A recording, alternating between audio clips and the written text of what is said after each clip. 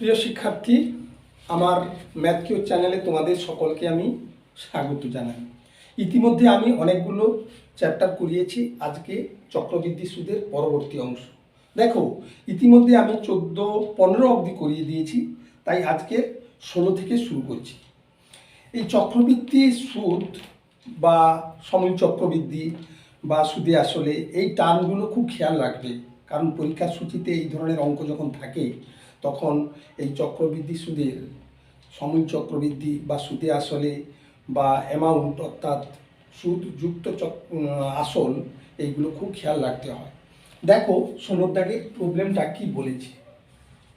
Question number 16 কেমন বলেছে কি, যে কোনো নির্দিষ্ট পরিমাণ মূলধনের 1 বছরের সরল সুদ 50 টাকা এবং 2 বছরের চক্রবৃদ্ধি সুদ 102 টাকা হলে মূলধনের পরিমাণ ও বার্ষিক সুদের হার নির্ণয় করি।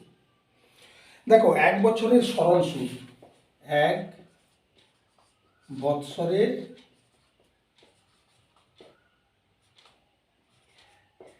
সরল সুদ সমান 50 টাকা। কেমন? তাহলে 2 বছরের সরল সুদ কত হবে না 50 গুণিত 2 টাকা সমান কত হবে 100 টাকা হয়েছে। কিন্তু 2 বছরের চক্রবৃদ্ধি সুদ কত হয়েছে না 102 টাকা। প্রিয় শিক্ষার্থী, দেখো এই যে 2 টাকা বাড়তি হয়েছে, এই 2 টাকাটা বাড়তি হলো কেন না চক্রবৃদ্ধি সুদের নিয়ম অনুসারে প্রথম বছরে যে সরল সুদটা হয়েছিল সেটা আসলের সঙ্গে যোগ হয়ে গেছে, যার জন্য এই 2 টাকাটা বাড়তি হয়েছে। তার মানে কি, প্রথম বছরের সুদ কত হয়েছিল 1 বছরে 50 টাকা, তাহলে 50 টাকার 1 বছরের সুদ কত না 102 মাইনাস 100, এই টাকাটা সমান 2 টাকা, তাই না?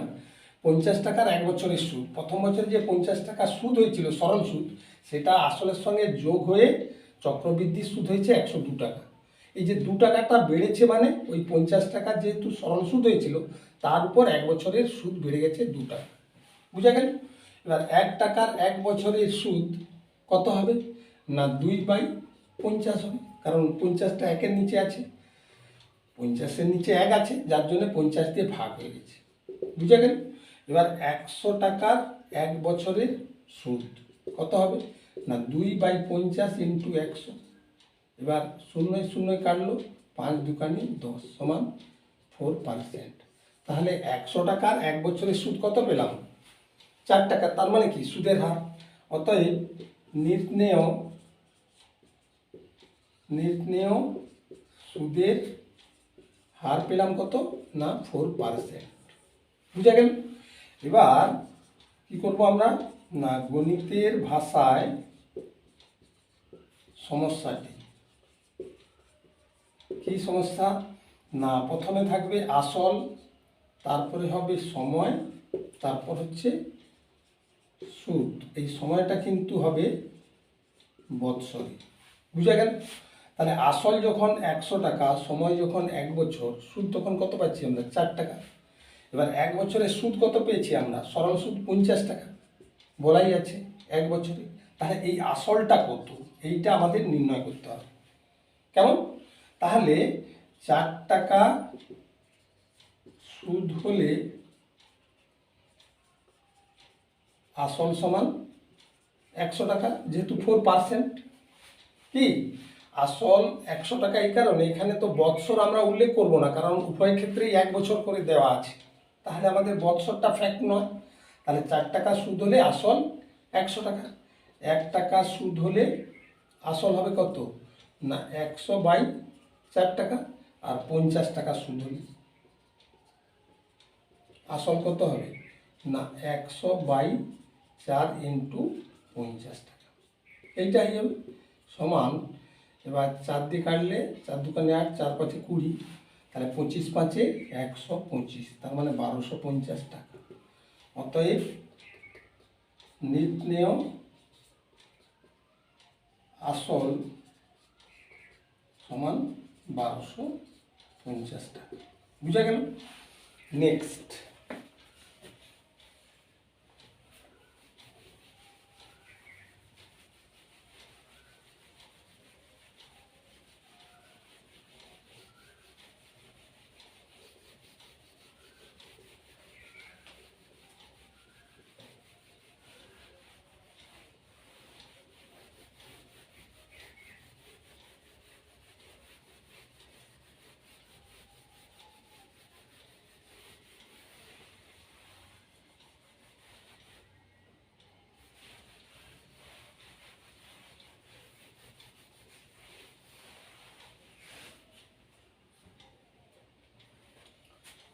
হচ্ছে কোয়েশ্চেন নাম্বার 17। কি বলেছে?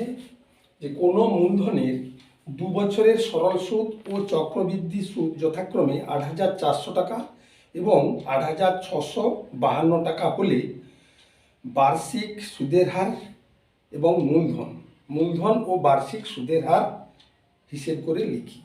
প্রিয় শিক্ষার্থী, এক্ষেত্রে দেখো একেবারে আগের অঙ্কের মতো একটু ঘোরানো আছে, 2 বছরের সরল সুদ দিয়ে দিয়েছে।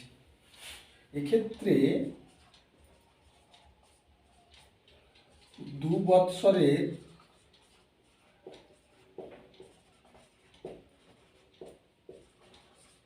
সরল সুদ কত দেওয়া আছে? 2 বছরে 8,400 টাকা। 8,400 টাকা কেমন? তাহলে 1 বছরের সরল সুদ কত হবে? না 8,400 ডিভাইডেড বাই 2, কেমন? এই টাকাটা 4,200 টাকা।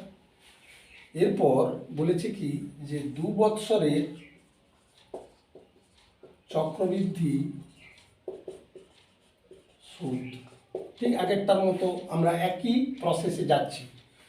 2 বছরের চক্রবৃদ্ধি সুদ দেওয়া আছে কত?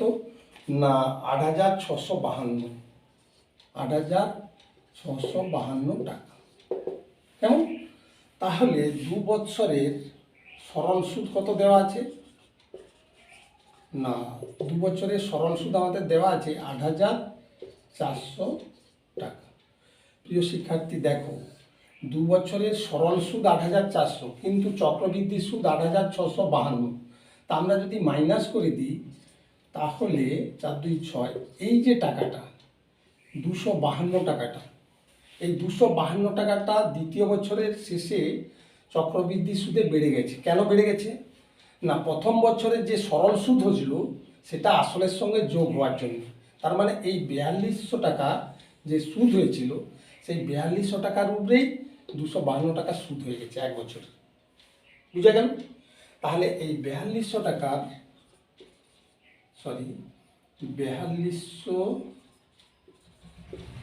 টাকার 1 বছরের সুদ সমান 252 টাকা। বুঝা গেল? এবার 1 টাকার 1 বছরের সুদ কি হবে?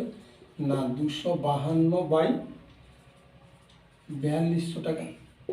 এবার 100 টাকার 1 বছরের সুদ সমান 252 বাই 4200 গুণিত 100।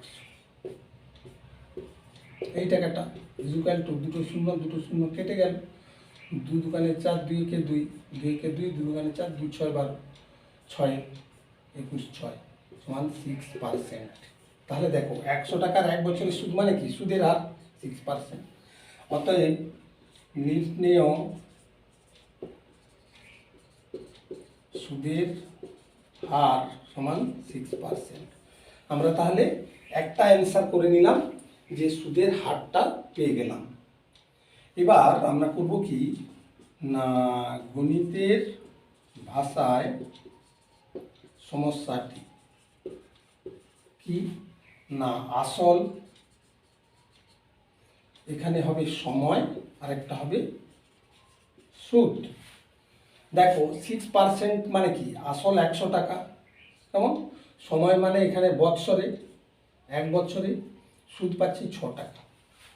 এবার 1 বছরে আমরা সুদ কত পাচ্ছি? 252 টাকা, 252 টাকা। কিন্তু এই এই যে সরল সুদটা, সরি, 1 বছরের সুদ পাচ্ছি না, কিন্তু 1 বছরের সুদ পাচ্ছি 4,200 টাকা। 4,200 টাকা 1 বছরের সরল সুদ পাচ্ছি 4,200 টাকা। সময় হচ্ছে 1 বছর।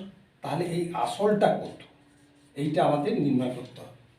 প্রিয় শিক্ষার্থী, খুব ভালো করে লক্ষ্য করো, 1 বছরের সরল সুদ আমরা কত পেয়েছি? 4,200 টাকা। 4,200 টাকার উপরে 1 বছরের সুদ পেয়েছি 252 টাকা। বুঝা গেল? তাহলে 4,200 টাকা যদি 1 বছরে আসলের উপরে সুদ পাই, তাহলে সেই আসলটা কত আমরা এই প্রসেসে পেয়ে যাব। দেখো কিভাবে নির্ণয় করছি।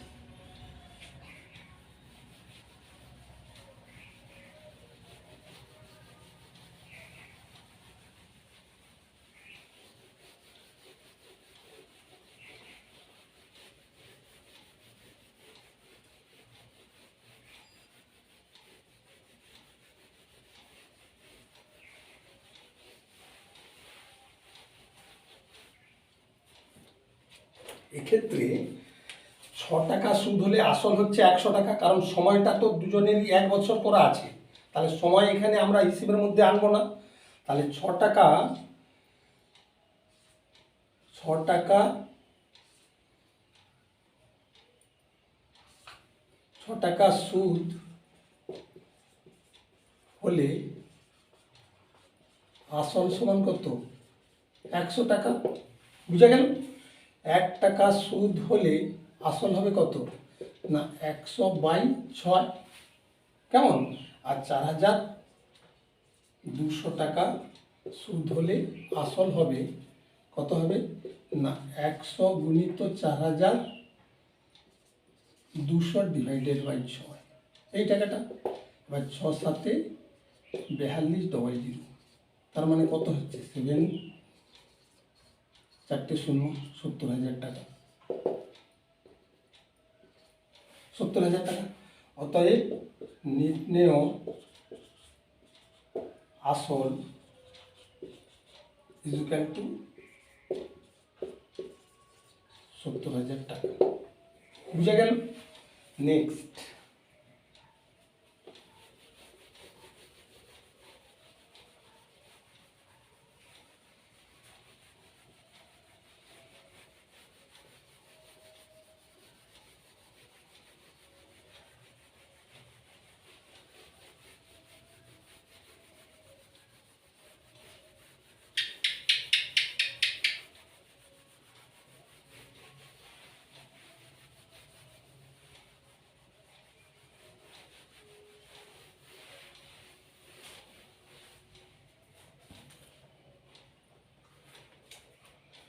Question number 18। কেমন? 18 নম্বর কোশ্চেনে বলেছে কি, 6 মাস অন্তর দেয় বার্ষিক 8% চক্রবৃদ্ধি হার সুদে 6,000 টাকার 1 বছরের চক্রবৃদ্ধি সুদ নির্ণয় করি। প্রিয় শিক্ষার্থী, 6 মাস অন্তর দেয় মানে কোনো মূলধন যখন তুমি জমা রাখছো, তখন 6 মাস গেলেই একটা সুদ হিসেব করে দিয়ে দেবে মানে ওই সুদটা আসলের সঙ্গে যোগ হয়ে যাবে। হয়ে গেলে তার আবার সুদ হিসেব হবে আবার পরের 6 মাস। তার মানে 1 বছরের মধ্যে মাঝে আসলের পরিবর্তন হচ্ছে না। বোঝা গেল না? 6 মাস, প্রথম 6 মাসে ধরো 100 টাকা, প্রথম 6 মাসে সে সুদ দিল 70 টাকা। তাহলে কত হবে? প্রথম 6 মাসের শেষে তার আসল দাঁড়াবে 170 টাকা। আবার এই 170 টাকা 6 মাস পরে এর উপরে আবার কি হবে না, এখানে যেহেতু 70 টাকা সুদ দিয়েছিল, পরের 6 মাসের 170-এর উপরে সুদ করলে কি হবে? ধরো 78 টাকা। তার মানে কি সুদ বেড়ে যাচ্ছে। সেক্ষেত্রে বছরের শেষে কত সুদ পাচ্ছে? এখানে 70 + 78, এই টাকাটা মোট সুদ পাবে বছরের শেষে। তার মানে কি 1 বছরের মধ্যে তার আসলের পরিবর্তন হয়ে যাচ্ছে একবার 6 মাস পরে। বুঝা গেল? তাহলে এই ধরনের অঙ্কে তাহলে বছরে কটা করে সে সুদ দিচ্ছে? দুটো, প্রথমে 70 তারপরে 78। এই দুটো ইনস্টলমেন্ট বা দুটো ধাপে সুদ দেওয়ার ফলে আমরা এই ধাপকে বলবো কি? পর্ব। যে 6 মাস অন্তর যেহেতু সুদ দিচ্ছে, তাহলে এই ধাপকে আমরা পর্ব বলে উল্লেখ করব। যে কটা পর্বে সুদটা দিচ্ছে। কেমন? 6 মাস অন্তর দিলে পর্ব কটা হবে? 12/6, তার মানে দুটো পর্ব। 3 মাস অন্তর দিলে কটা পর্ব হবে? 12/3, চারটে পর্ব। কেমন? সেরকম হয়তো 4 মাস অন্তর দিল, তাহলে তখন পর্ব কত হবে? 12/4, তার মানে তিনটে পর্ব। এই আর কি। তা এক্ষেত্রে বলেছে 6 মাস অন্তর দিও, তাহলে এক বৎসরে পর্ব বা দেয় সুদ কত হবে? না 12/6, 2, তাহলে দুটি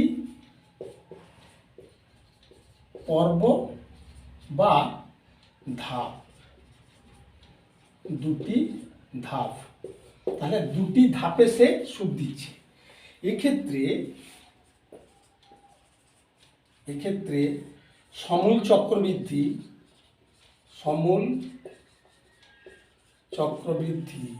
কি হবে? না সমূল চক্রবৃদ্ধি হবে a = p × 1 প্লাস, যেহেতু দুটো ধাপ তাহলে r/2/100 পর্ব দিয়ে আমরা সুদের হারকে ভাগ করব। আর কি করব? না পর্ব গুণিত বৎসর n, টাইমটা, যেহেতু এক্ষেত্রে 1 বছর বলছে তাহলে এইখানটা হয়ে যাবে 2 × 1। যদি এখানে 3 বছর বলে তাহলে 2 × 3, যদি 4 বছর বলে তাহলে 2 × 4। বুঝা গেল? শুধু এই সূত্র বা এই প্যাটার্নটা আমাদের খেয়াল রাখতে হবে। বুঝা গেল? তাহলে এক্ষেত্রে যটা পর্ব হবে সেই পর্ব দিয়ে আমরা ভাগ করে দেব। প্রিয় শিক্ষার্থী, দেখো এক্ষেত্রে আমাদের যে প্রবলেমটা দিয়েছে কিভাবে সলিউশন করছি। দেখো বলেছে 6 মাস অন্তর দেয়, তাহলে 6 মাস অন্তর যদি দেয়, 1 বৎসরে দেয় সুদ দুটি পর্ব হবে বা দুটি ধাপ হবে। সেক্ষেত্রে সমূল চক্রবৃদ্ধি a = p × 1 plus r/2/100 whole into 2 × 1। দেখো = এক্ষেত্রে কি দিচ্ছে? না p আসল সমান দিচ্ছে 6000 টাকা। কত দিচ্ছে? না 6000 টাকা। বুঝা গেল? সময় দিচ্ছে 1 বৎসর এবং সুদের হার r = দিচ্ছে 8%। সুতরাং এ মানে সমূল চক্রবৃদ্ধি = তাহলে আমরা পাচ্ছি কি 6000 × 1 প্লাস আর মানে 8/2/100 হোল ইন্টু n মানে পর্ব গুণিত সময়। বুঝা গেল? = 6000 × 2 × 4 = 8, তাহলে 1 প্লাস 4/100 হোল ইন্টু 2। এবার 4 দিয়ে যদি কাটি, 4 দুগুণে 8, 4 5 20, তাহলে 25 একে 25 আর 1 26। তাহলে এখানে হচ্ছে কত?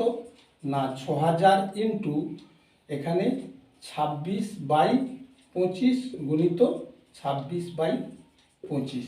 বুঝা গেল? এই টাকাটা, এত টাকা, এটা কি পাচ্ছি? সমূল চক্রবৃদ্ধি। বেশ, এখানে 6 × 1-এর পিঠে 3টে শূন্য। কেমন? এখানে আছে কত? হ্যাঁ 6000ই আছে, তাহলে × 26/25 × 26/25, এত টাকা। এবার এটা দিয়ে যদি কাটি, 25 4 100, আর একটা শূন্য থাকবে।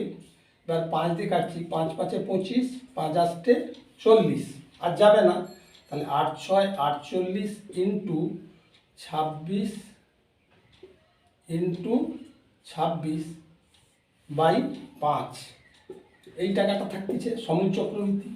আমরা একটু ক্যালকুলেশন করে নেব। তাহলে 48 × 26 ×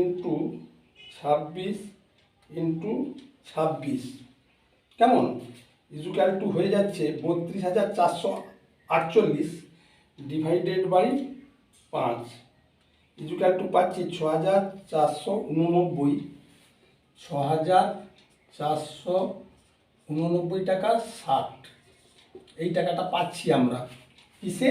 না সমূল চক্রবৃদ্ধি হিসেবে। বুঝা গেল? এবার আমরা করব কি, এই সমূল চক্রবৃদ্ধি থেকে এখানে চেয়েছে যে চক্রবৃদ্ধির সুদ নির্ণয় করব। তাহলে আমরা কেবল চক্রবৃদ্ধির সুদটা নির্ণয় করব। সমূল চক্রবৃদ্ধি থেকে আমরা কি করব না আসল মাইনাস করে দেবো, অর্থাৎ বিয়োগ করব।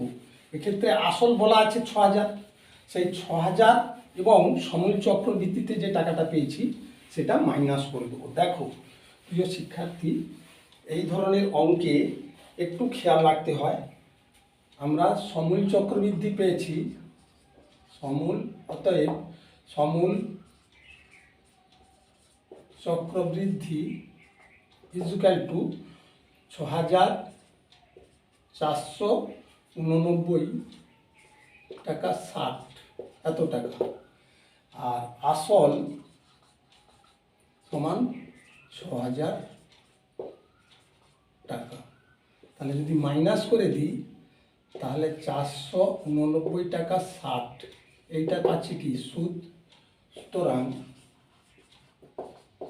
সুদ মানে এক্ষেত্রে কি সুদ? এটা না চক্রবৃদ্ধি সুদ। চক্রবৃদ্ধি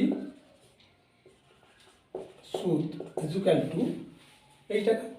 অতএব নির্ণেয়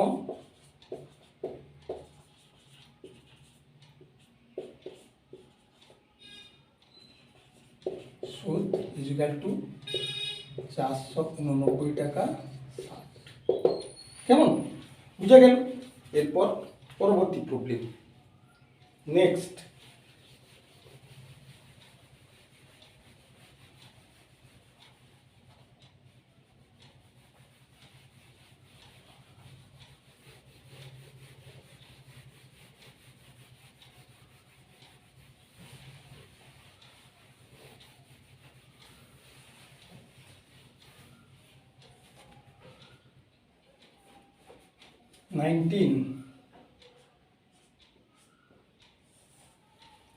নাইনটিন বলেছে 3 মাস অন্তর দেও। প্রিয় শিক্ষার্থী, এক্ষেত্রে দেখো 3 মাস অন্তর দেও 10% চক্রবৃদ্ধি হার সুদে ৬,২৫০ টাকার 9 মাসের চক্রবৃদ্ধি সুদ হিসেব করে লিখি। একদম ডিটো আগেরটার মতো।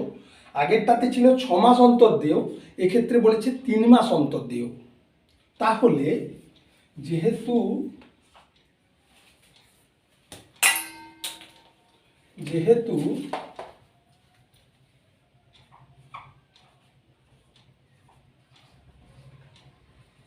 3 মাস অন্তর দেও, তাহলে পর্ব আমরা আগে হিসেব করে নেব। পর্ব কত? না 12/3। কেমন? তাহলে 3 দিয়ে কাটলে 3 4 12 ইজুক্যাল টু 4। বুঝা গেল? তাহলে ইজুক্যাল টু কত পাচ্ছি আমি? 4টি পর্ব। সুতরাং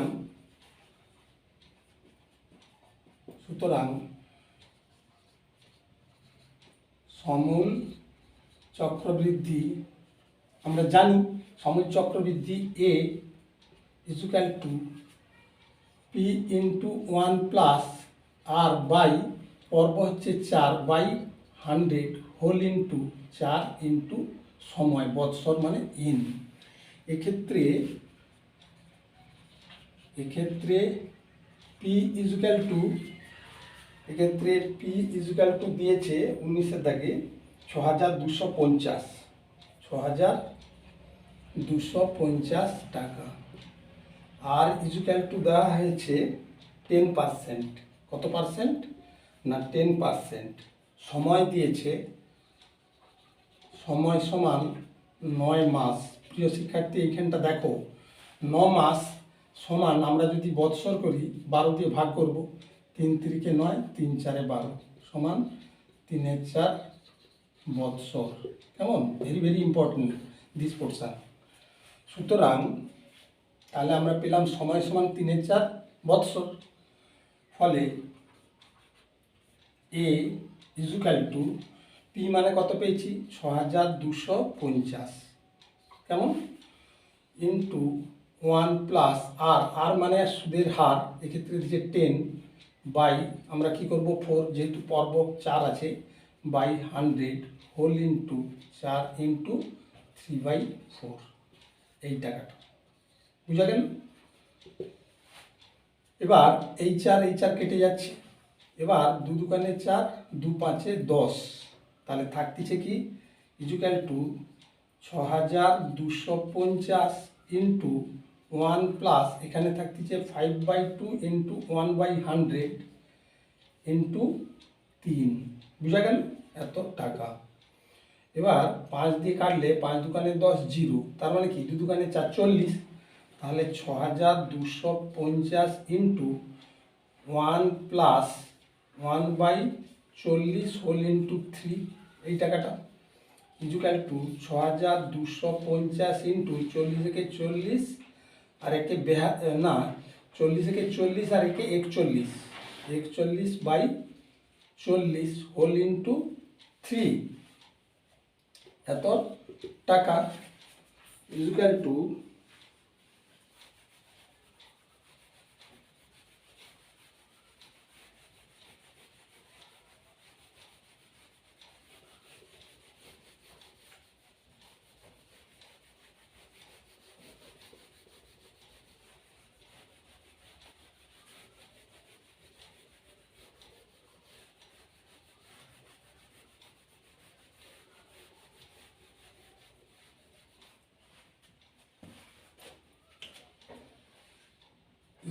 হচ্ছে 6250 ইন্টু 41/40 ইন্টু 41/40 ইন্টু 41/40, এত টাকা ইজুক্যাল টু এই শূন্য কেটে গেল, তাহলে 5 একে 5, 5 দুগুণে 10, 5 5 25, 5 আসতে 40, আবার 5 যাবে, 5 দুগুণে 10, 5 5 25, 5 আসতে 40, তাহলে নিচে থাকতেছে কত, নিচে থাকতেছে 28 64 ইন্টু 4, এই টাকাটা, আর উপরে থাকতেছে 25 ইন্টু 41 ইন্টু 41 ইন্টু 41, 3টে 41 হবে, এত টাকা ইজুক্যাল টু, আমরা তাহলে একটু ক্যালকুলেশন করে নেব।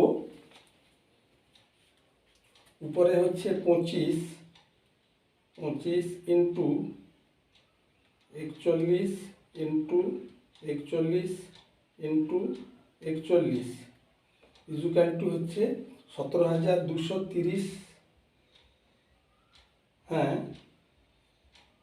তাহলে 17 23 0 25, উপরে হচ্ছে 17 23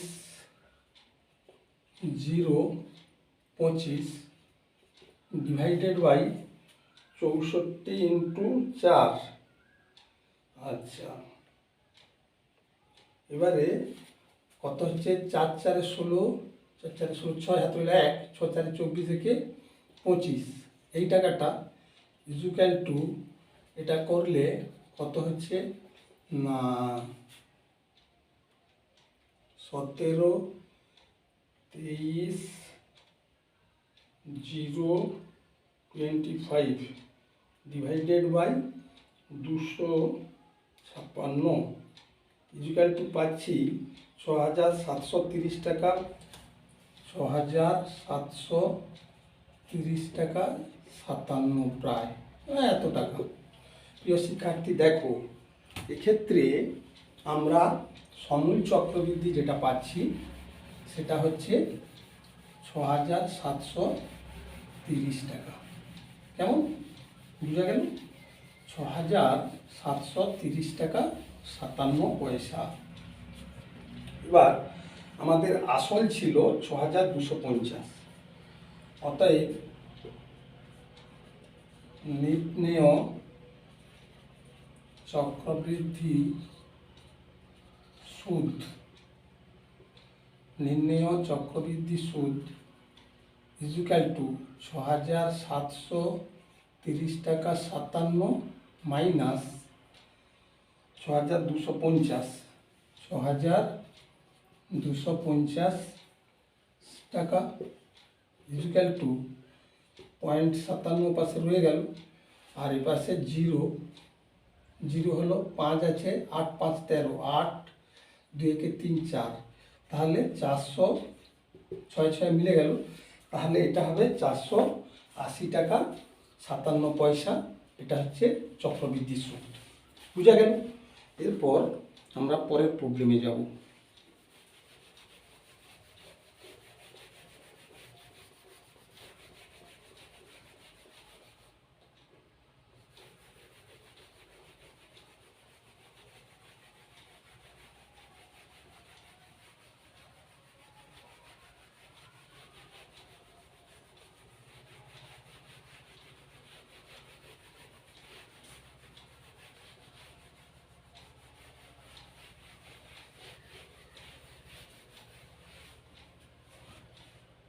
পরের প্রবলেম বলেছে কোশ্চেন নাম্বার 20, কেমন?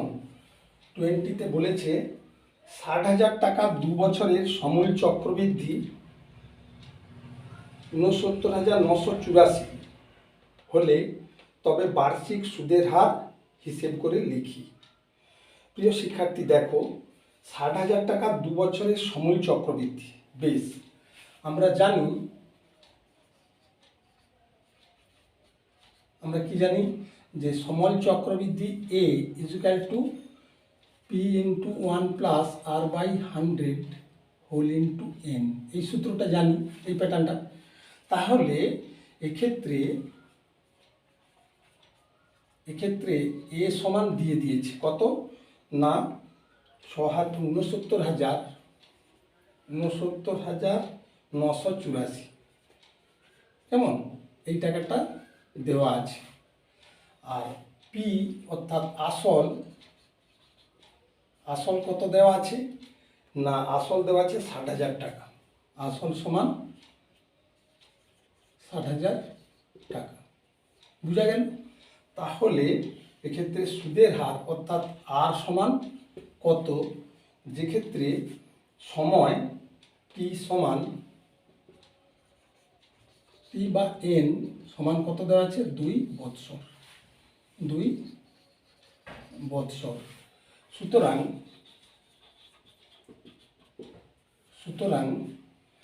6,9,984 এই টাকাটা equal to P into P মানে কত 60,000, কেমন? ইন্টু 1 প্লাস আর মানে আমাদের নির্ণয় করতে হবে আর বাই 100 হোল ইন্টু 2। এখানে কেবল আরই আননোন, তাহলে আরটা আমরা নির্ণয় করতে পারব। বুঝা গেল? বা কি করব, 6,9,984 by 60,000 equal to 1 plus R by 100 whole into 2।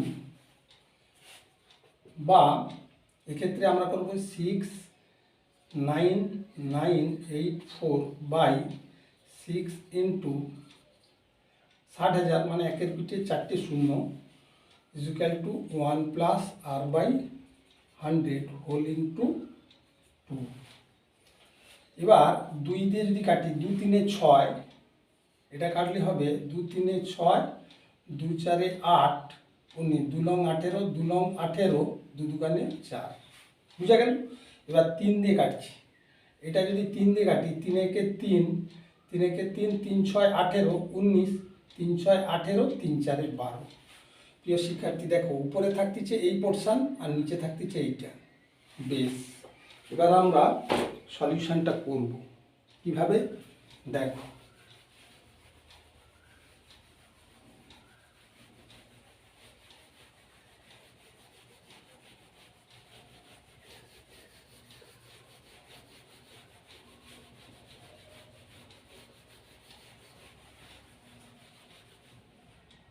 তাহলে উপরে থাকতেছে বা 11,664 ডিভাইডেড বাই 4টে শূন্য equal to 1 plus R by 100 whole into 2। এরপরে আমরা করব কি,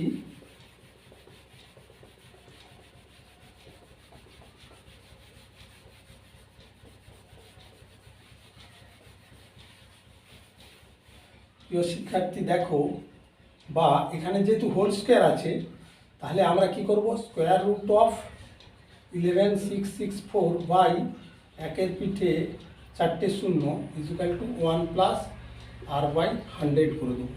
কেমন, হোল স্কোয়ার আছে, তাহলে হোল স্কোয়ার তুলে দিলে কী হবে, স্কোয়ার রুট হয়ে যাবে। এবার এইটার আমরা স্কোয়ার রুট বের করবো, 11664, তাহলে দুটো ঘর, দুটো টান নিতে হবে, দুটো টান, আর এখানে 1 রয়ে গেল। এবার বর্গমূলের নিয়ম অনুসারে আমরা কি করব, 1 একে 1, নেমে এলো 16, 1 দিয়ে 2, এবার যদি 1 দিয়ে 21 তাহলে 16 ছোট হয়ে যাচ্ছে, সেই জন্য এখানে 0 এখানে 0 দিয়ে আমরা এইটা লাগিয়ে দিই। এবার দেখো 8-এ যদি দিই তাহলে 8 8 64, 8 2 16 মিলে যাচ্ছে, তাহলে 108। তার মানে কি, বা এইটার বর্গমূল করলে আমরা পাচ্ছি 108 বাই এখানে 4টে শূন্য আছে, তাহলে এর বর্গমূল করলে কি হবে, এই জিনিসটা equal to 1 plus R by 100, বা 108 বাই 100 মাইনাস 1, এটা যেহেতু রাইটে আছে লেফটে এলে মাইনাস হবে, আর বাই 100, বা 108 minus 100 by 100 equal to R by 100, বা 108 থেকে 100 বাদ গেলে কত হচ্ছে, 8 বাই 100 ইন্টু এই 100 যদি গুণ হয় ক্রস মাল্টিপ্লিকেশানে উপরে চলে আসবে ইকুয়াল টু 8। এবার এইটা কেটে যাচ্ছে, তাহলে কি দাঁড়ালো, 8 ইকুয়াল টু আর। তার মানে অতএব নির্ণেয় সুদের হার সমান কত পাচ্ছি আমরা, 8%। তাহলে প্রিয় শিক্ষার্থী, আজ এই অবধি, পরের দিন আবার পরবর্তী অংশ নিয়ে তোমাদের সামনে আসবো। আশা করি খুব ভালো করে প্র্যাকটিস করবে এবং অবশ্যই সাবস্ক্রাইব করবে এবং বন্ধুদের মধ্যে শেয়ার করবে। যদি কোথাও কোনো প্রবলেম থাকে কমেন্ট বক্সে জানাবে, পরে একদিন সময় করে আমি সেগুলো নিয়ে আলোচনা করে দেবো। কেমন, থ্যাংক ইউ।